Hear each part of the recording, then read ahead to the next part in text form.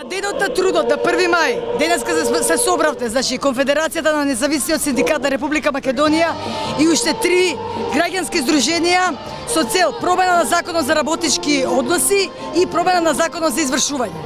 Значи не сме задоволни од двата закона. Посебен мотив денеска е законот за извршување, каде што се опфатени сигурно над 100.000 луѓе во Република Македонија. Само над 50.000 луѓе се блокирани. И то бараме од блокада на трансакцијските сметки на физичките лица во Република Македонија, бидејќи ова е вистински геноцид врз народот. Луѓето не можат да си ги извадат своите пари, односно не можат да живеат од денес до утре, живеат од денес до утре. Втора мерка која бараме е промена, буквална промена на законот за извршување, а не шминкање на веќе постоечкиот закон, кој е противуставен, кој е нечовечки, кој им одзема живот на луѓето, бидејќи да одзема дури цела третина од плата или пензија, а знаеме колку се просечните плати и пензии во Република Македонија. Трето, бараме да се вратат извршителите во рамките на судската власт, бидејќи до сега беа во рамките на извршната власт и покрај тоа станаа тешки капиталисти.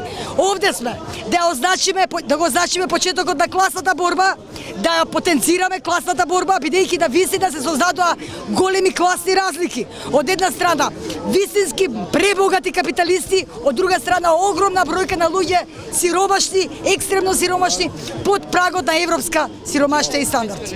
Да го чуеме уште еднашка обраќањето на Зоран Заев како опозиционер пред парламентарните избори 2016 година, кога, цитирам, кажува, ќе ги укинеме извршителите. Тишина, да го слушаме. Ама уште душата остана кај народ. Од што харат извршители на секаде?